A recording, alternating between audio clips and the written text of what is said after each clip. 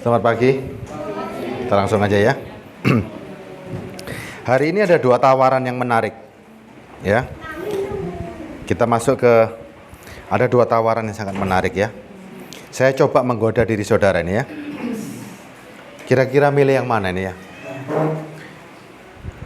Tawarannya saya coba bacakan ya. Saya coba bacakan.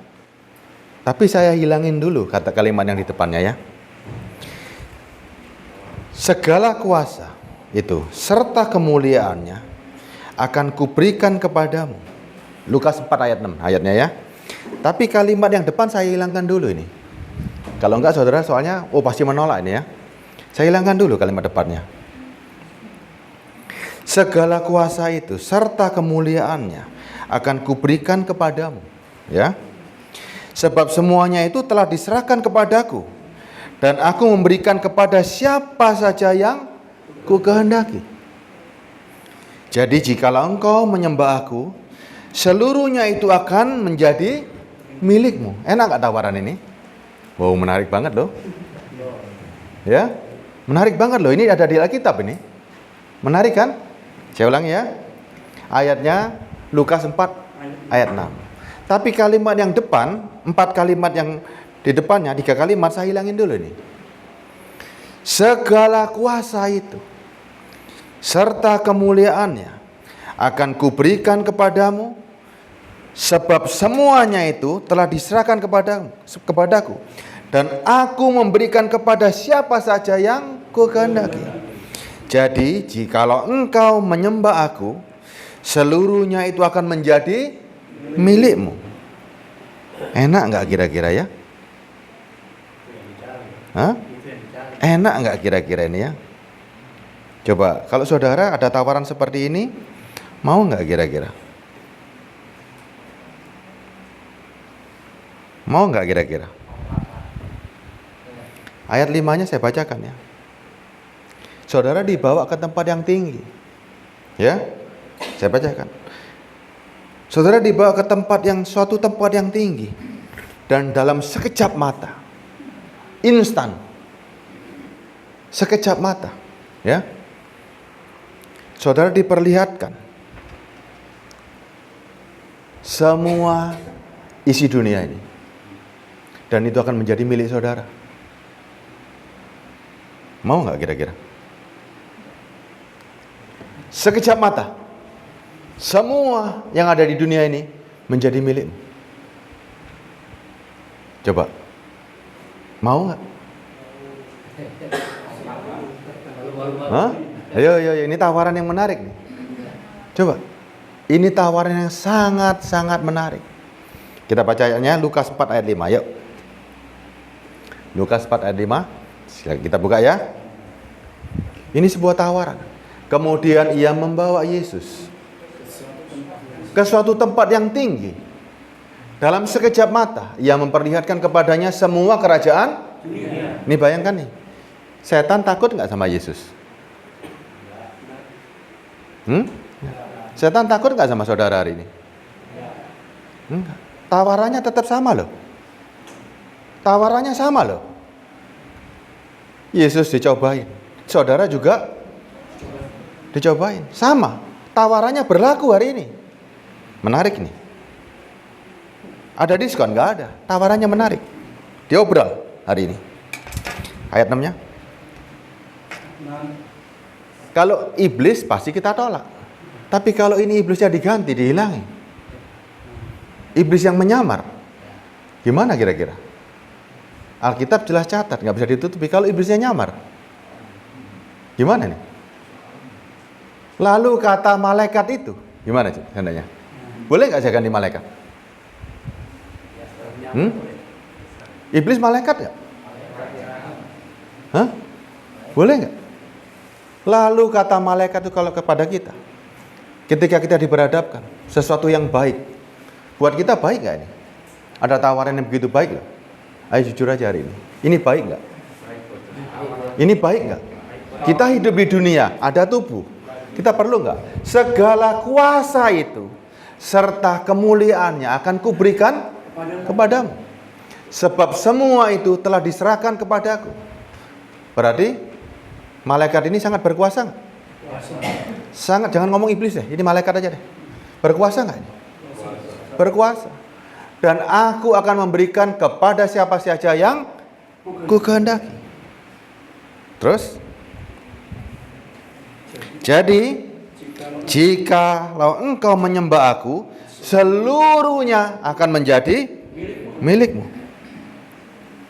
Instan, cepat, jelas, dealnya enak. Gimana kira-kira? Mau dipilih? Ini kan tawaran hari ini. Ini tawaran loh. Kalau kamu menyembah aku, semuanya menjadi milikmu. Dan tawaran ini nggak jauh-jauh kan hari ini kan? Ada di mana tawaran ini? Coba, tawaran ini ada di mana? Loh, berarti siapa yang nawarkan tadi? Tawaran yang sama loh. Kita mau deal sama siapa hari ini? Mau deal sama Tuhan atau mau deal sama penguasa? Dan Yesus juga ngomong kok, Yohanes 40 ayat 30. Ada dua penguasa. Yang satu penguasa dunia, Prince of World. Yang satu raja di atas segala raja. Ya. Yohanes 14 ayat 30 coba. Kita cuplik kalimat ini ya. Yohanes 14 ayat 30. Tidak banyak lagi aku berkata-kata dengan kamu, sebab penguasa dunia ini datang. Dan ia tidak berkuasa sedikit pun atas diriku. Ada yang tidak bisa disentuh, yaitu Kristus. Sekarang ada satu yang tidak bisa disentuh, yaitu Allah sendiri. Tapi dengan tawaran seperti itu, kira-kira goyang nggak hari ini kita hari ini? Saudara datang hari ini kepada Tuhan.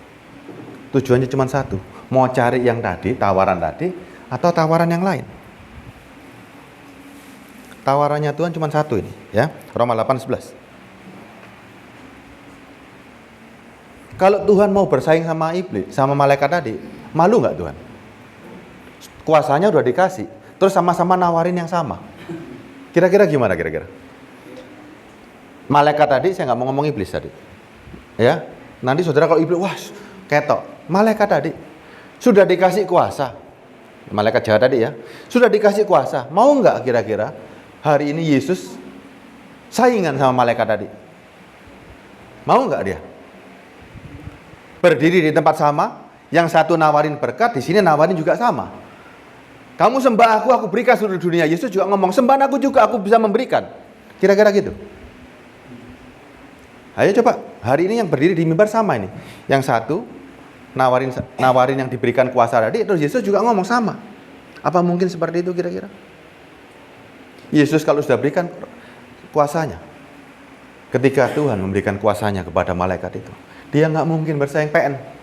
Dunia sesatkan, berikan apa yang mereka mau.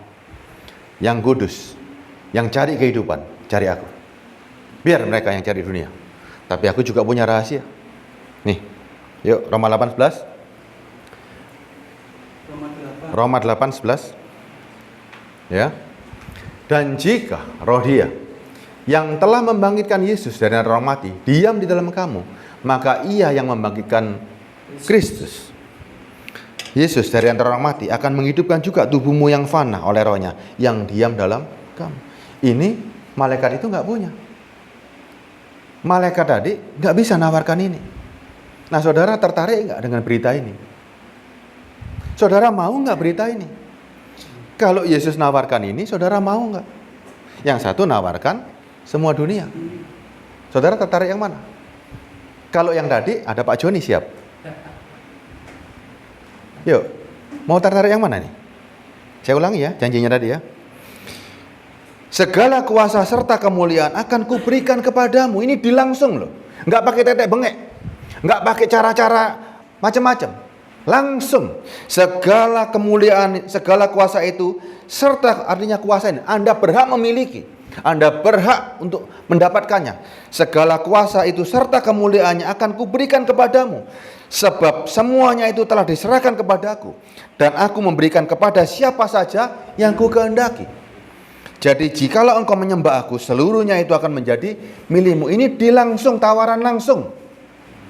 Kalau saudara mau cari itu tadi, dealnya langsung sama malaikat tadi. Tapi kalau mau deal sama Tuhan, saudara tahu apa yang Tuhan tawarkan. Mau dealing yang mana hari ini? Yuk. Ini pilihan loh. Ini pilihan loh. Kalau mau cari yang Tuhan tawarkan, nggak bisa lagi nolak yang di sana. Tapi susah nggak? Susah memang kelihatannya. Susah. Tapi Tuhan juga ternyata ada suatu rahasia yang begitu hebat. Saudara cari yang malaikat ditawarkan, dapatnya memang dapat materi. Dapat.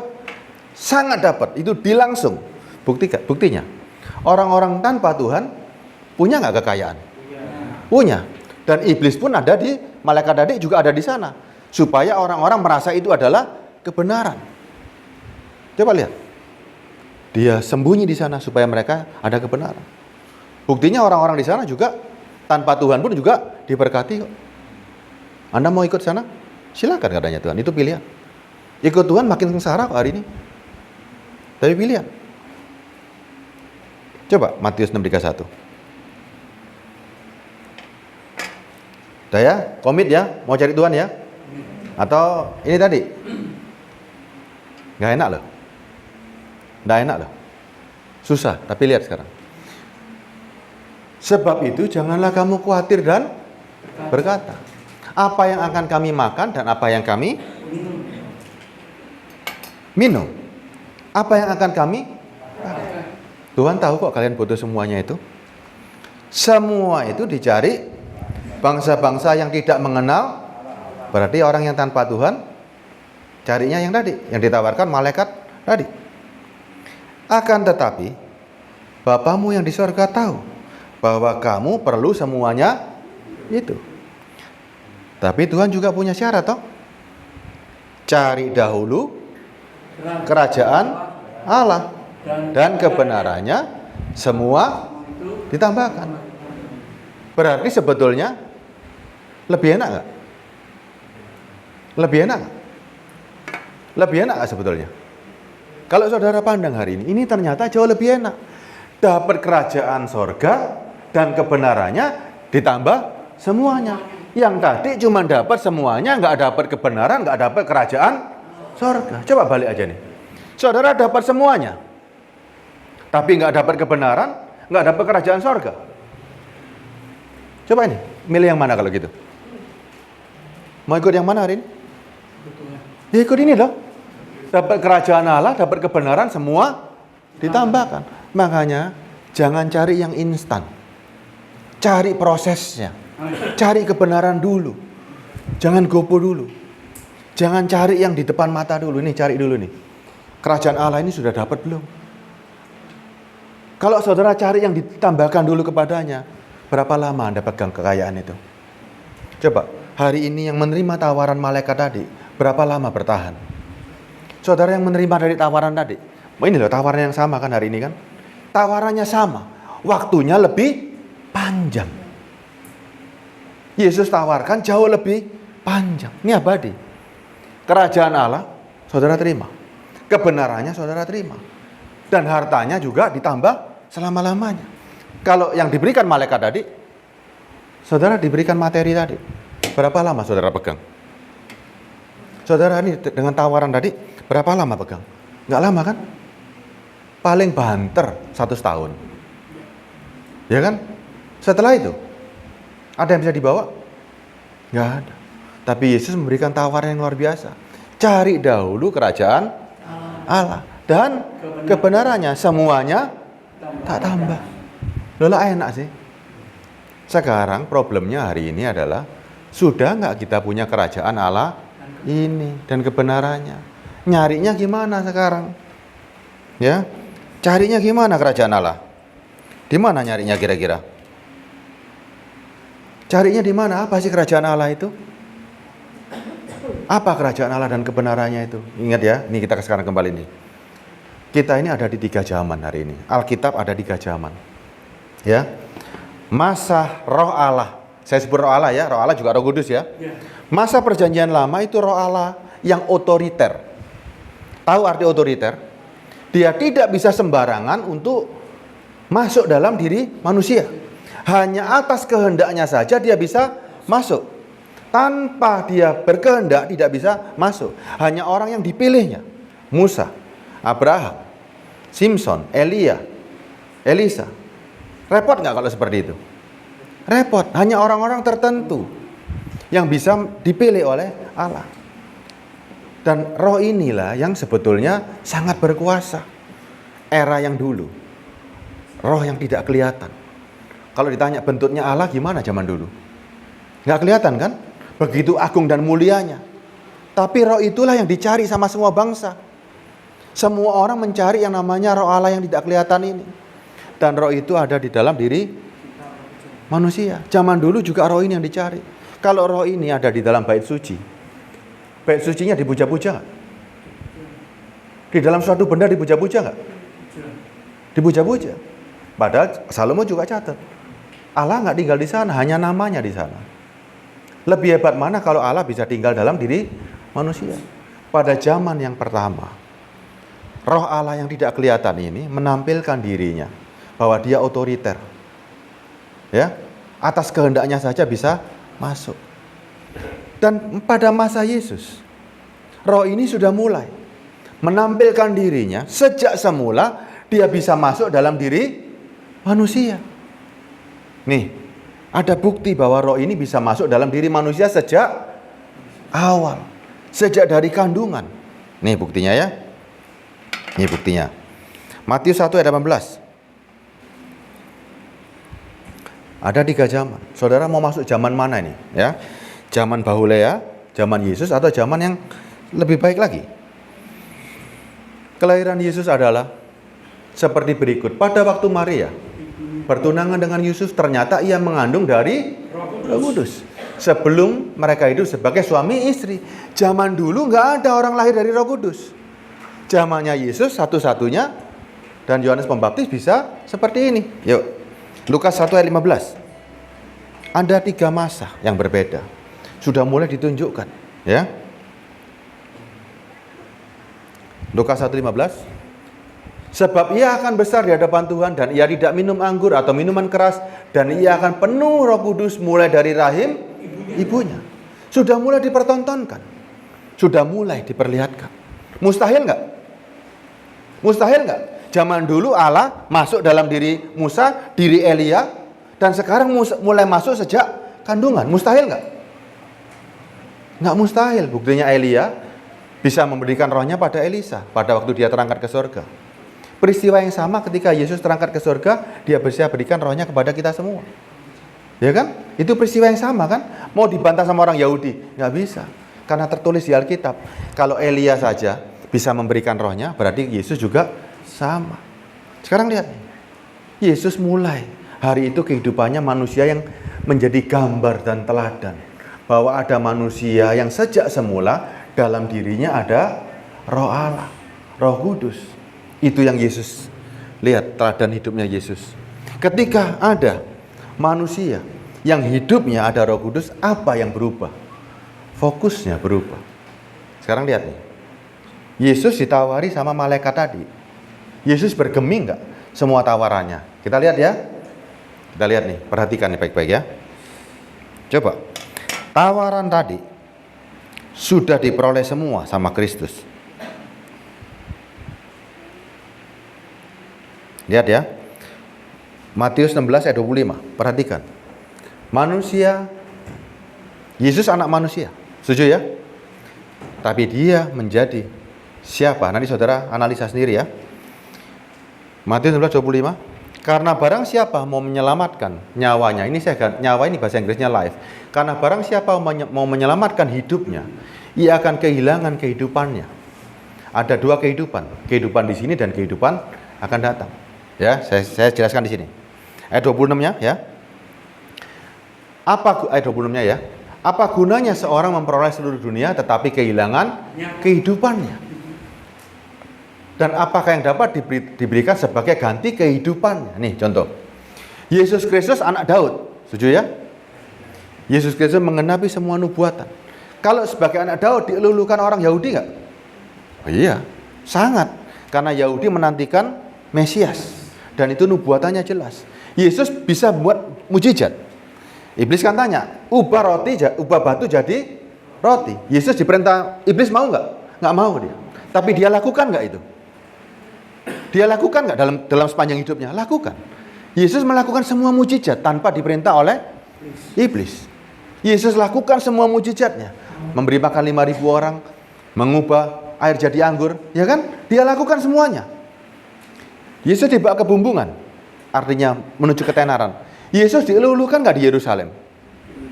Semuanya Yesus terima hari itu. Pada usia yang sangat muda. Coba bayangkan. Yesus usia berapa? Pada waktu memulai pelayanannya? 30 tahun. Dalam waktu 3 tahun meraih populer nggak? 3 tahun pelayanannya. Sangat sukses nih. Yesus sudah memperoleh seluruh dunia. Tanpa peran iblis. Yesus peroleh semuanya kan? Peroleh semuanya kan? Tapi karena di dalam dirinya ada Roh Kudus. Apa yang ingin Yesus pertontonkan pada kita? Coba lihat. Yang Yesus pertontonkan. Semua kesuksesannya dia. Harusnya kalau Pak Andreas atau saya yang memiliki hari itu kedudukan Kristus, apa yang terjadi? Usia 33 tahun, bisa buat mujizat keturunan Raja Daud, apa yang terjadi? Sombong. Kita bikin kerajaan, melawan Pilatus, melawan semuanya. Kita bikin kerajaan melawan Romawi. Mampu nggak Yesus seperti itu? Mampu kalau kerajaannya kerajaan duniawi. Tapi Yesus milih gimana? Yesus pilih apa? Yesus pilih menyalibkan dirinya. Bahwa ini bukan fokus. Ini bukan lagi fokus. Tapi ada kehidupan lain yang jauh lebih berharga. Ini loh berapa tahun cuman saya nikmati.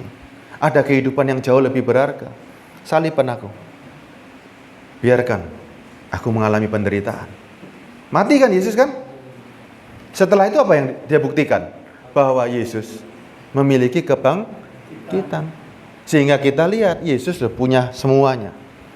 Dia rela menunjukkan buat kita bahwa ini jangan jadi fokus. Ada kehidupan lain yang jauh lebih berharga. Kalau enggak, buat apa Yesus buang itu semuanya? Padahal dia sudah memperoleh segala-galanya. Buang itu semuanya, jangan jadi fokus. Nih, ada kehidupan yang jauh lebih berharga. Mati, bangkit. Dan setelah itu naik ke surga. Ini jauh lebih sempurna. Ini kejaran. Ini loh, kejaran. Nah sekarang, untuk kita hari ini, sudahkah kita punya Roh Kudus yang akan membawa kita kepada kekekalan ini? Sudah nggak kita terima ini? Ini sekarang, ketika pada zaman ini, Yesus memberikan teladannya. Mau nggak seperti Kristus? Mau nggak seperti dirinya dia? Mau nggak kita seperti dia? Mati bangkit. Ini kan yang jadi tolak ukurnya kan? Kita kan mau jadi seperti Kristus, mau nggak? Ketika kita mati bangkit. Ini poinnya dulu ini. Kerajaan Allah itu urusannya sama ketika kita mati, kita dibangkitkan. Kalau enggak, ngapain kita ikut Kristus? Ini urusannya sama kekekalan. Kerajaan sorga dan kebenarannya ini harus saudara peroleh dulu. Untuk apa saudara peroleh dunia kalau nggak ada kebangkitan? Bukan karena Paulus catat di Korintus. Ngapain aku ikut Kristus kalau nggak ada kebangkitan? Sia-sia kan? Setuju ya? Ngapain kita ikut Kristus kalau nggak ada kebangkitan? Kalau ujung-ujungnya mati, saya deal saja sama setan. Saya nikmati dunia ini. Kalau terakhirnya semuanya mati. Tapi karena ada kebangkitan, saya harus dealing dengan raja segala raja. Nah sekarang apa yang harus kita buktikan? Benar nggak kita peroleh ini? Benar nggak kalau saya hari ini mati hari ini, saya yakin dibangkitkan? Kapan saya memperoleh kerajaan sorga itu? Nunggu saya mati atau sekarang? Yo, kapan nih sekarang? Sekarang atau nanti? Kerajaan sorga saya peroleh sekarang apa nanti nih? Kalau nunggu mati, lewat loh ini nanti. Kerajaan sorga harus saya peroleh selagi saya hidup. Kalau Yesus menunjukkan Roh Kudus dari bayi, ya, sejak dia semula, Yesus menawarkan instan. Ingat loh, Yesus menawarkan era yang berbeda. Roh Allah yang sama dia tawarkan dengan gampangnya hari ini. Minta, cari, ketok, engkau akan mendapat. Itu kan Roh Kudus. Ditawarkan dengan gampangnya pada kita hari ini. Zaman Roh Kudus yang otoriter. Zaman Roh Kudus masuk dari awal. Dan Yesuslah yang menawarkan roh ini dengan gampangnya. Ayo ambil ini semuanya. Supaya kamu bisa hidup. Dengan sedemikian gampangnya, saudara sudah punya enggak? Kita mau enggak seperti ini? Kita mau enggak dengan tawaran ini? Tanpa Roh Kudus enggak bisa loh, enggak bisa apa-apa loh kita. Mau enggak dengan tawaran yang mintalah, carilah, ketoklah ini tadi?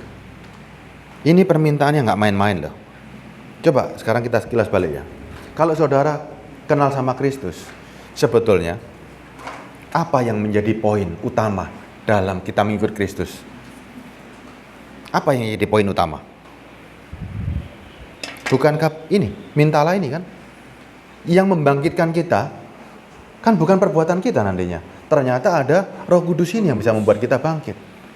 Moral, perbuatan baik, gak akan bisa nyampe ke surga kok. Ingat ya, perbuatan dari luar gak bisa membawa kita ke surga. Tapi semuanya dari dalam. Semuanya atas perbuatan Roh Kudus. Yuk kita lihat ya. Lukas 11 ayat 9. Ini penting banget. Sangat penting. Saudara mau mencari kerajaan Allah itu urusannya ya ini. Urusan perihal Roh Kudus ini. Ini kebenaran untuk membuat saudara bangkit. Ya. Lukas 11 ayat 9. Oleh karena itu aku berkata kepadamu, mintalah maka akan diberikan kepadamu, carilah maka kamu akan mendapat, ketoklah maka pintu akan dibukakan bagimu. Ini zaman dulu nggak mungkin bisa didapat. Zaman dulu nggak mungkin didapat. Ini yang dicari sama semua orang. Namanya Zat Maha Suci, Roh Maha Suci. Ini yang dicari semua orang. Inilah Alfa. Ini yang namanya Alfa. Dan akhirnya juga sama kan? Ini yang membawa kita kepada kerajaan sorga.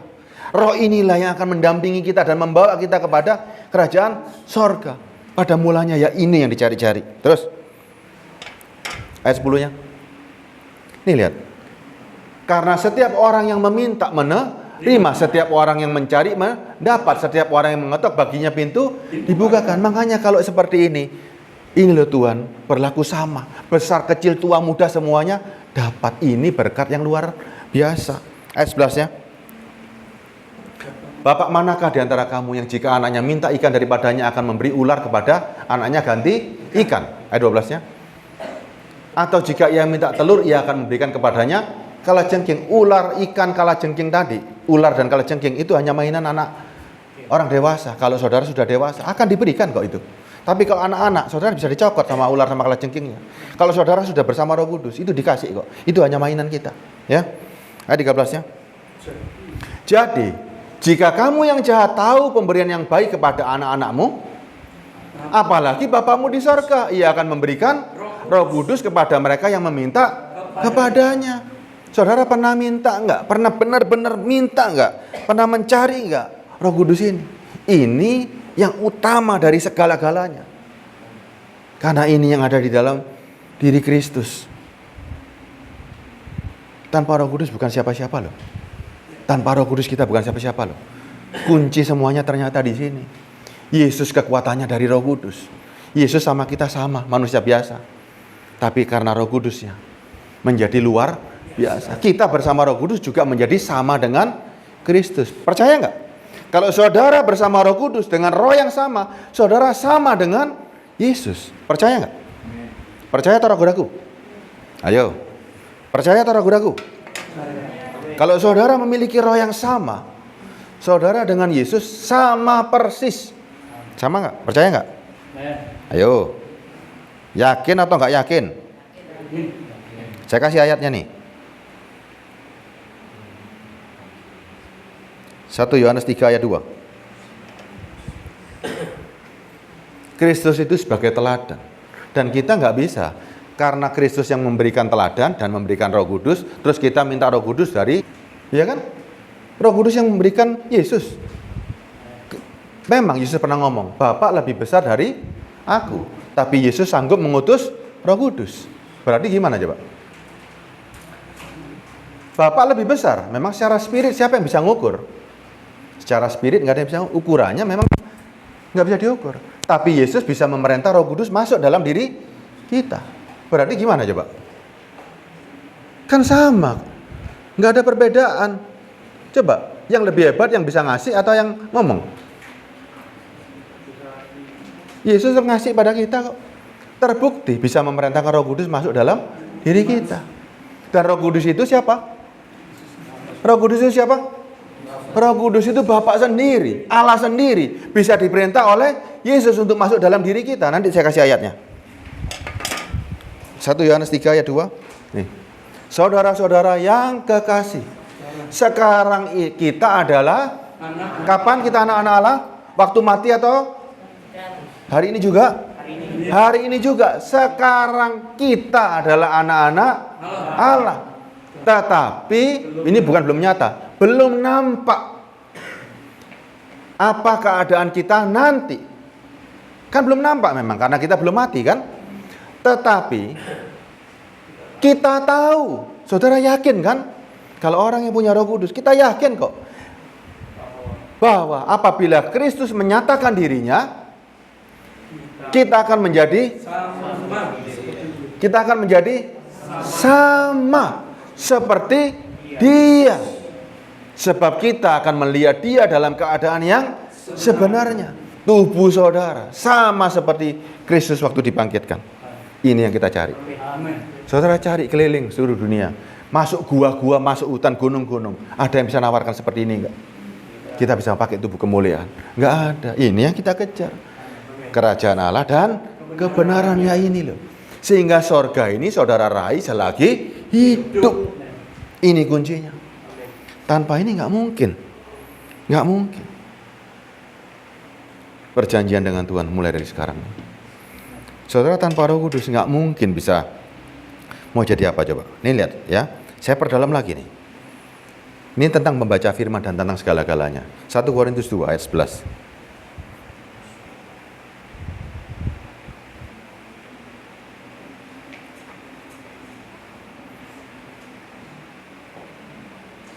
Kita ini betul-betul ya sama Tuhan. Menjadi benar-benar sama dengan Tuhan. 1 Korintus 2 ayat 11. Lihat ya cara baca firman. Seandainya ini firman isinya kan rohani semua kan? Ini spiritual semuanya loh.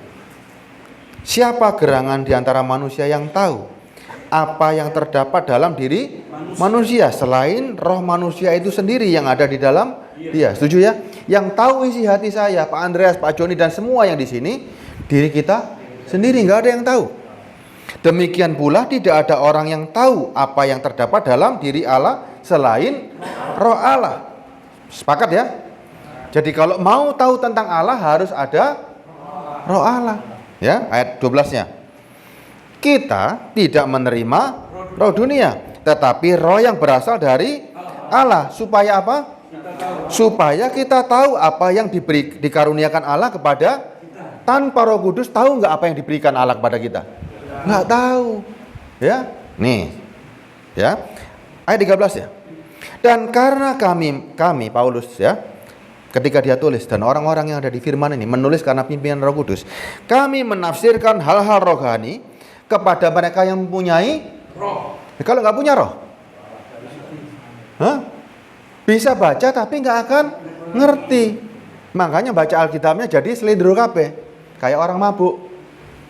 Ya, bacanya yang ini, keluarnya yang ini. Yang dicari akhirnya tadi tawaran-tawaran malaikat tadi. Beruburan di sana terus ya. Terus saya bacakan ya.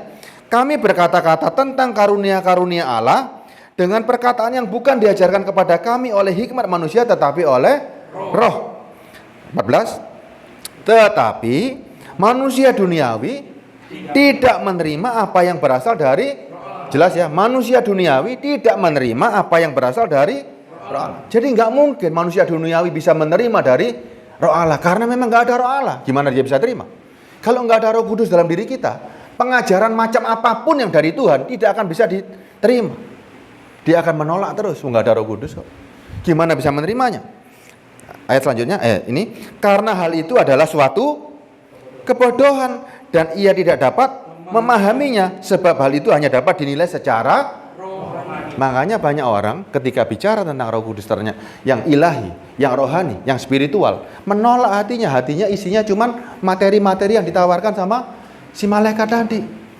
Ketika dibicarakan ikut Tuhan cuma ada keselamatan dan lain-lain, ikut cari ini dulu, dia enggak, aku kepingin ini dulu. Aku kepingin berkat, kan ada ditulis di Alkitab semuanya diberkati kok zaman dulu. Iya, tapi Alkitab mengajar cari keselamatan dulu, cari kerajaan sorga dulu. Semua tak tambah, no. Mereka enggak, mereka minta di depan dulu. Diomongin sampai kapanpun juga enggak akan bisa. Terus sekarang lihat ya, di sana kita bilang, tetapi manusia duniawi tidak menerima apa yang berasal dari Roh Allah. Sekarang manusia duniawi itu yang seperti apa? 1 Korintus 3 ayat 1.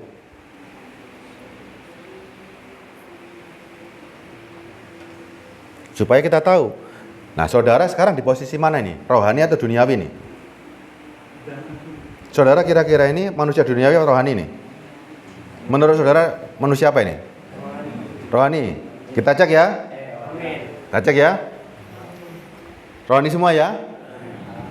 Dan aku, saudara-saudara, pada waktu itu tidak dapat berbicara dengan kamu seperti dengan manusia rohani, tetapi hanya dengan manusia duniawi yang belum dewasa dalam Kristus. Itu orang-orang Korintus sebelum dapat surat Korintus.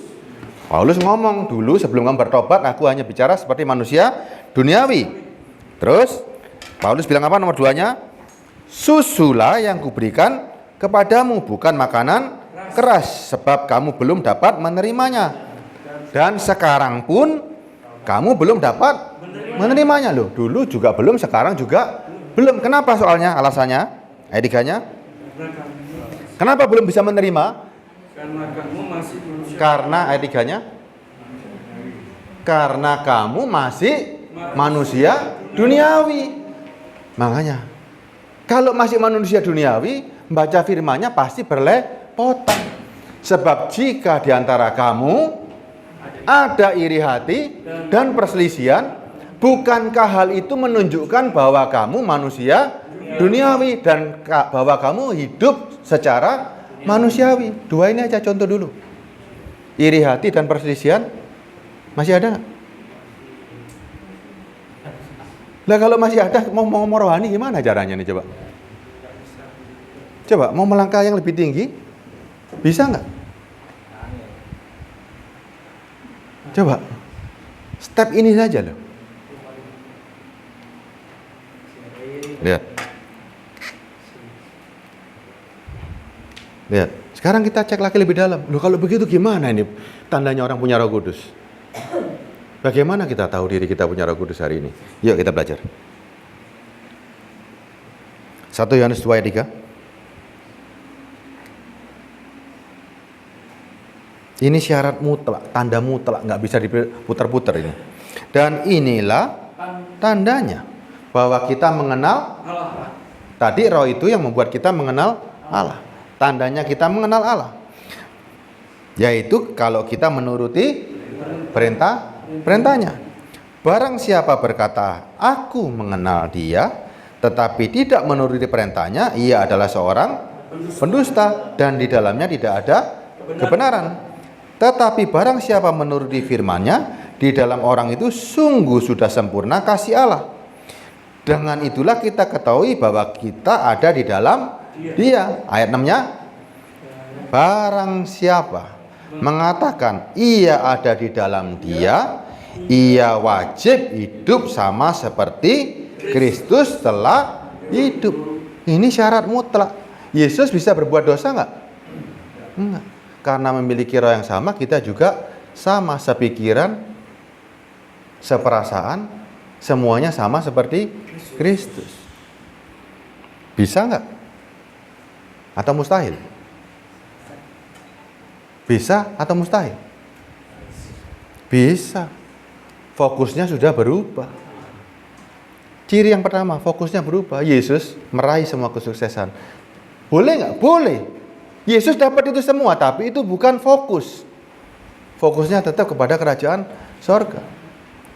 Terus, ayat 15. Nih, fokusnya lihat. Kita masih hidup di dunia. Memang untuk dunia, lakukan dengan cara dunia. Nih, simpelnya begini ya. Saudara sekarang diperhadapkan dengan fakta kan? Setuju ya? Coba minta aquanya nih. Seringkali begini nih. Ini aqua. Ini fakta dilihat mata. Gimana caranya memindahkan aqua ini? Balik ke sana. Kalau saya magician, gimana caranya memindahkan aqua ke sana? Bisa nggak saya magician? Bisa. Atau saya tukang sihir yang mempertontonkan untuk menghibur. Bisa nggak? Ini saya pindah ke sana. Bisa. Tapi saya kan nggak mengajarkan. Karena ini hanya untuk pertunjukan. Tapi kalau saya mengajarkan, saudara, pindahkan ini ke sana untuk apa sebetulnya? Dengan hanya melihat, bisa nggak? Dengan doa dan puasa, bisa nggak? Untuk apa seperti ini? Untuk mindahkan gini doa dan puasa. Sulit nggak? Mindahkan ini ke sana kembali dengan doa dan puasa, sulit nggak? Mustahil. Karena bisa dikerjakan dengan, kan bisa saya kerjakan dengan tangan. Setuju ya? Beli mobil. Lebih gampang beli mobil dengan bekerja atau dengan doa dan puasa? Kan lebih itu kan, realita. Tapi hari ini dibawa kemana coba?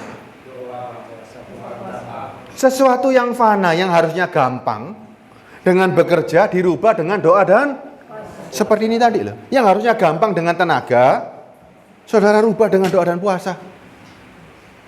Malah jadi nggak masuk akal akhirnya. Yang benar adalah dalam dirimu sudah ada Roh Kudus. Anda punya kemampuan kok untuk melakukan segala sesuatunya. Ini loh pertunjukan sulap yang dibawa ke gereja tadi, magician tadi. 1 Yohanes 2:15. Ini fokusnya Yesus sudah berubah, merubah kita semua mindsetnya. Janganlah kamu mengasihi dunia dan apa yang ada di dalamnya. Jikalau orang mengasihi dunia, maka kasih Bapa tidak ada dalam orang itu. Boleh kita hidup di dunia, tapi nggak boleh jatuh cinta sama dunia. Jatuh cinta sama dunia itu atas pemberian-pemberian yang malaikat tadi. Kita jatuh cintanya sama Kristus yang memberikan teladan. Sebab semua yang ada di dalam dunia, yaitu keinginan daging, keinginan mata, serta keangkuhan hidup, bukan berasal dari Bapa, melainkan dari tawaran yang tadi itu loh. Tawaran malaikat tadi loh. Itu bukan dari Bapa. Tapi saudara sebetulnya bisa untuk meraih itu, tapi dengan cara yang benar. Cara yang depan tadi jangan dilupakan. Dan dunia ini sedang lenyap dengan keinginannya. Tetapi orang yang melakukan kehendak Allah tetap hidup selama-lamanya. Saudara ini mau dipersiapkan Tuhan untuk hidup selama-lamanya, bukan untuk mati, tapi hidup selama-lamanya. 1 Yohanes 3:1.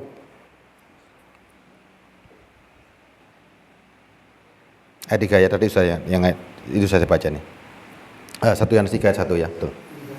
Lihatlah betapa besarnya kasih yang dikaruniakan Bapa kepada kita, sehingga kita disebut anak-anak Allah, dan memang kita adalah anak-anak Allah.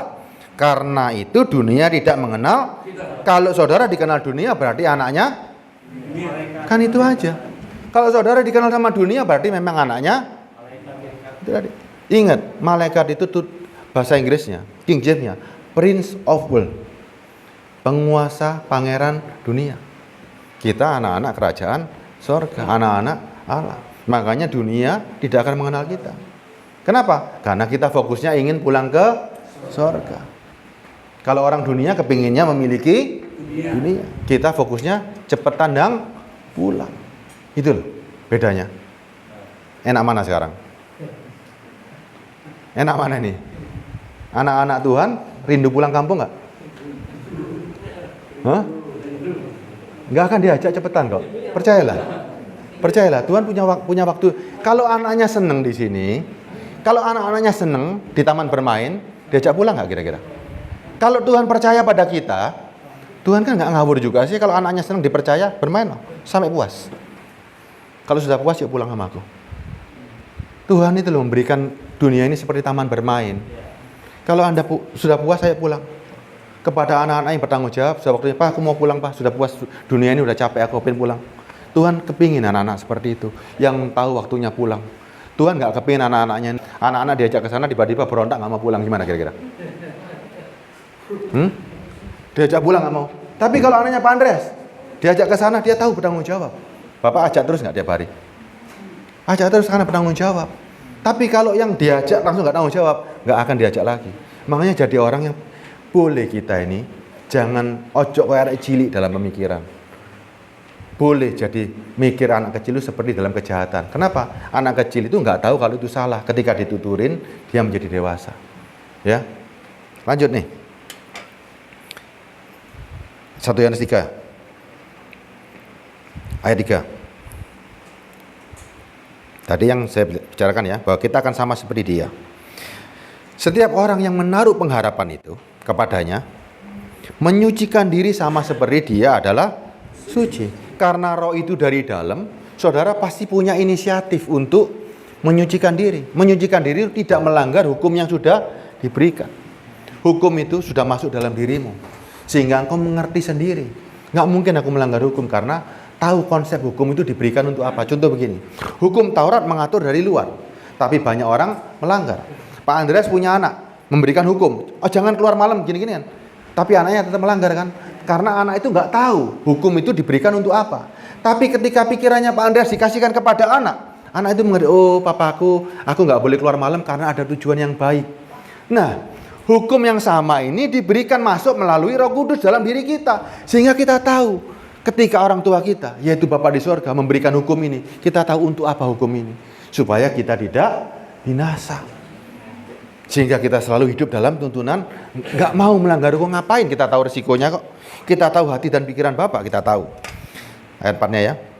Setiap orang yang berbuat dosa melanggar juga hukum Allah, sebab dosa adalah pelanggaran hukum Allah, dan kamu tahu bahwa Ia telah menyatakan dirinya supaya Ia menghapus segala dosa, dan di dalam Dia tidak ada dosa. Ketika Yesus hadir dalam diri kita, Ia menyatakan dirinya supaya menghapus segala dosa. Memang dulu siapapun, Tuhan nggak pernah milih kita. Yang mau penjahat, perampok, pencoleng, siapapun, pemabuk, boleh memperoleh cintanya Tuhan. Tapi setelah masuk menjadi kekasihnya Tuhan, semuanya menjadi bersyarat. Menjadi bersyarat, tidak boleh awur-awuran lagi. Karena kita sudah didandani. Sudah ada Roh Kudus. Nggak boleh asal-asalan lagi. Semuanya harus kembali. Dosa sudah dihapus. Kita sekarang keturunan ningrat. Dulu kita perampok. Sekarang menjadi ningrat. Anak-anak Allah. Masuk anak Allah nyolongan? Kan nggak boleh. Semua menjadi kembali. Kita ningrat. Dulu kita bukan siapa-siapa. Tapi sekarang kita ningrat. Ya. Saya lanjutkan. Karena itu setiap orang, ayat 6-nya ya. Karena itu setiap orang yang tetap berada di dalam Dia, kita dalam Yesus ya, tidak dapat berbuat dosa lagi. Dan setiap orang yang tetap berbuat dosa tidak melihat dan tidak mengenal Dia. Tanda orang punya Roh Kudus, ini kuncinya sudah. Enggak bisa? Enggak. Ayat 7-nya nih. Oh enggak mungkin Pak. Sudah ada firman-Nya juga. Anak-anakku, jangan membiarkan seorang pun menyesatkan kamu. Barang siapa yang berbuat kebenaran adalah benar, sama seperti Kristus adalah benar. Barang siapa tetap berbuat dosa berasal dari iblis, sebab iblis berbuat dosa dari mulanya. Untuk inilah anak Allah menyatakan dirinya, supaya ia membinasakan perbuatan-perbuatan iblis itu. Setiap orang yang lahir dari Allah tidak berbuat dosa lagi, sebab benih ilahi tetap ada di dalam dia, dan ia tidak dapat berbuat dosa karena ia lahir dari Allah. Jelas ya? Kalau saudara merasa punya kerajaan Allah, punya sorga tadi, saudara tidak bisa berbuat dosa. Nggak ada cara lain. Tidak ada cara lain.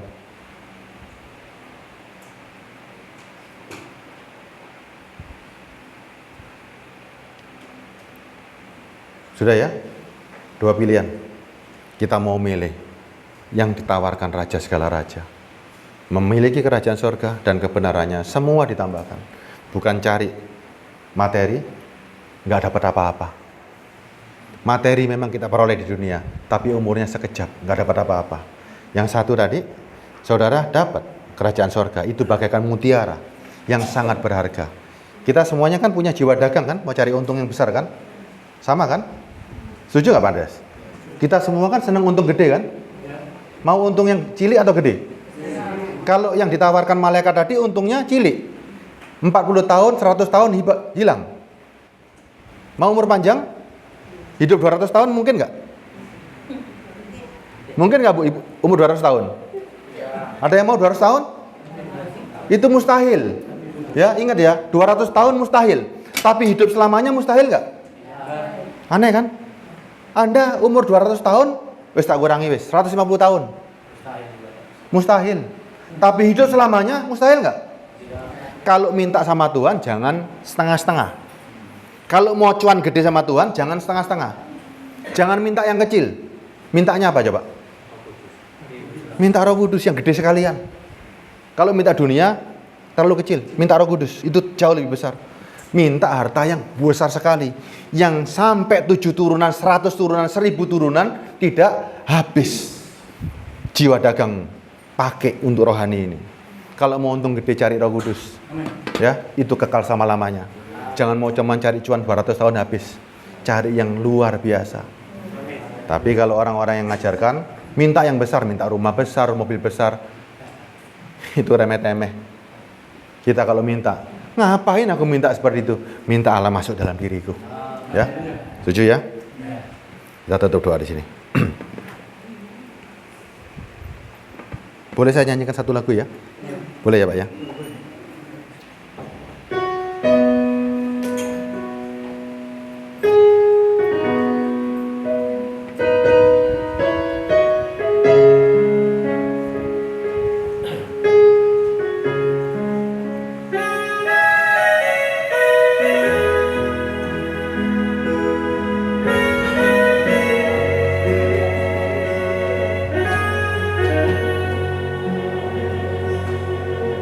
Padamu Tuhan aku berbakti, padamu Yesus aku berserah, padamu Tuhan aku belajar, padamu Yesus aku beriman.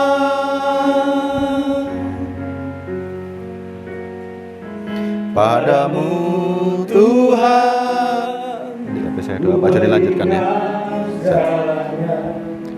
Padamu Yesus ku persembahkan hidupku. Padamu Tuhan ku sujud dan menyembah. Hanya padamu Yesus. Hanya di dalam namamu Yesus. Di dalam nama Yesus. Hanya di dalam nama Yesus. Hanya di dalam nama Yesus. Tiada nama lain, tiada nama lain selain Yesus.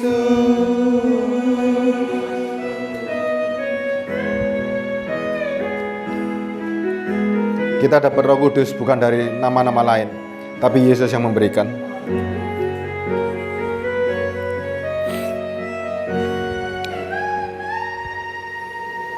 Padamu Tuhan ku berikan segalanya, padamu Yesus ku persembahkan hidupku. Padamu Tuhan ku sujud dan menyembah.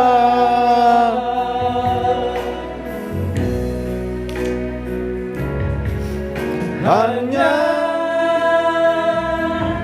di dalam nama Yesus, hanya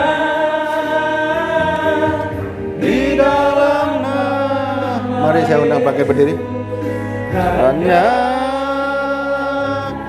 di dalam nama Yesus, tiada nama lain, tiada nama lain selain Yesus.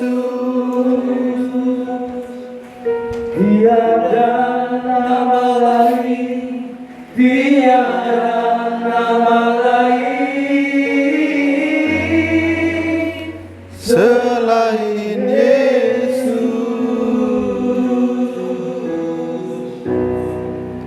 Tuhan, kami tahu di mana kami harus menghamba. Ketika hanya nama-Mu satu-satunya Tuhan yang memberikan kami teladan. Dan Engkau yang memberikan kami Roh Kudus.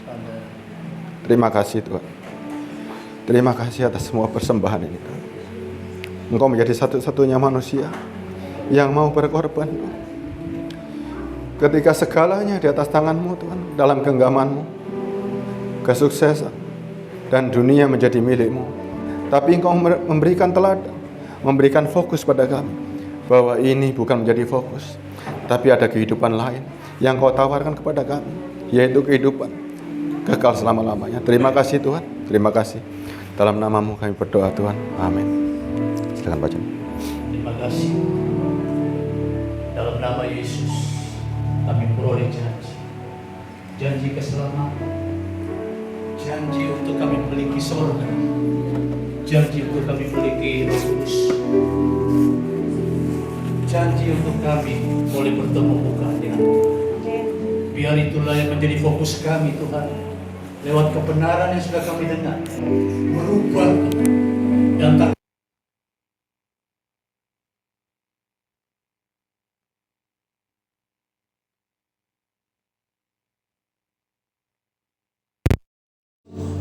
Karena kami punya cara untuk meraih apa yang menjadi kebutuhan secara tubuh dengan cara yang sudah Tuhan sampaikan, bukan dengan dijanjikan hal-hal duniawi, hal-hal yang secara daging lewat mimbar ini. Tapi lewat mimbar ini kami mendengar janji-janji spirit, janji-janji roh, janji-janji Yesus. Amin. Untuk kami semua hari ini, fokus kami berubah, tujuan kami berubah, paradigma kami berubah. Kami mencari yang kekal, kami mencari kehidupan selamanya. Itulah yang akan kami pertahankan selama kami ada di dunia sampai Tuhan bawa kami kembali. Terima kasih untuk hamba-Mu, terima kasih Roh Kudus yang telah berbicara untuk kami semua. Dalam nama Yesus, materaikan firman itu dalam hidup kami semua. Haleluya. Puji Tuhan, sama-sama katakan.